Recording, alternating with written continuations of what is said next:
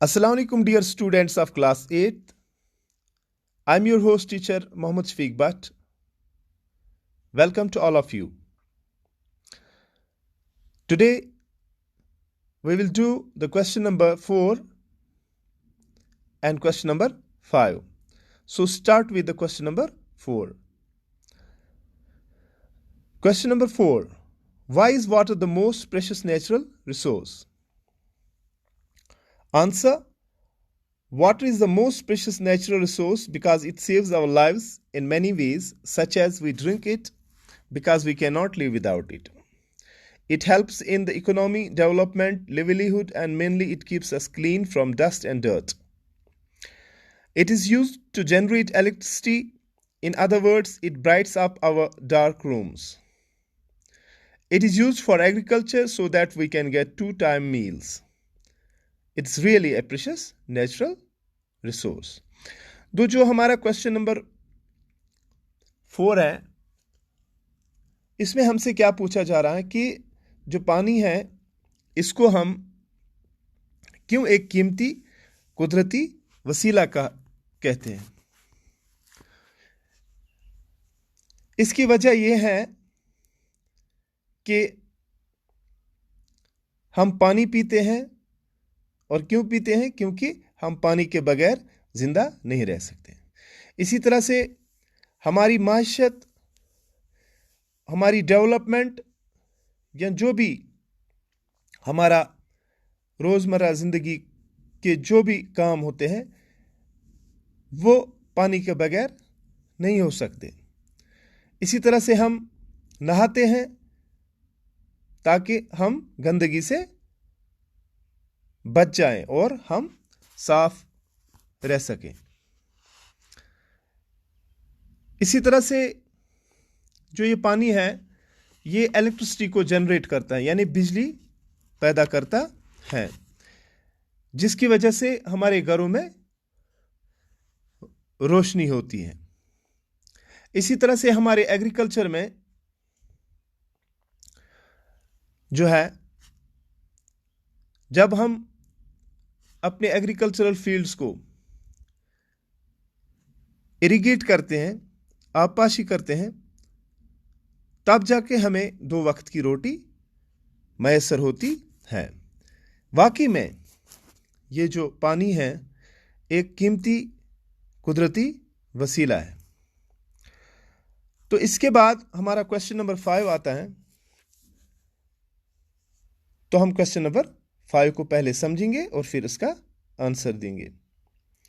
Question number 5, how has Kashmir been influenced by global warming?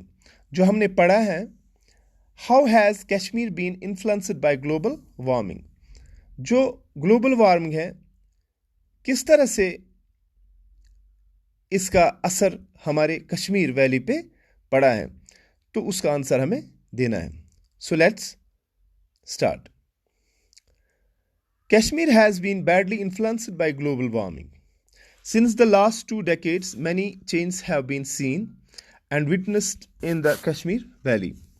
Water has become scarce day by day due to the melting of Kolhai Glacier, the main source of water in Kashmir.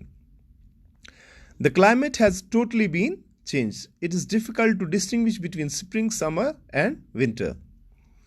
Wetlands that were a part of water for irrigation in Kashmir have been concretized. It has also reduced the production of crops.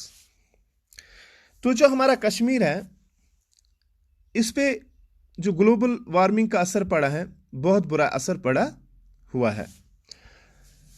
जैसा कि आप देख सकते हैं कि last 2 decades यानी पिछले 2 दहाइयों से, यानी 20 साल से हम देख रहे हैं कि कश्मीर में पानी की बहुत ज़्यादा किल्लत महसूस हो रही है।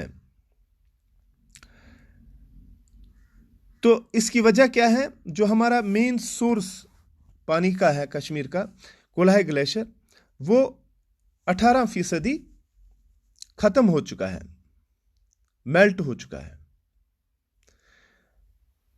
तो इस वजह से हमें बहुत कम पानी मैसर होता है, जिसकी वजह से हमारी ज़िंदगियों पे बहुत ज़्यादा, यानी कश्मीर के जो भी रहने वाले हैं उन पे बहुत बुरा असर पड़ा है।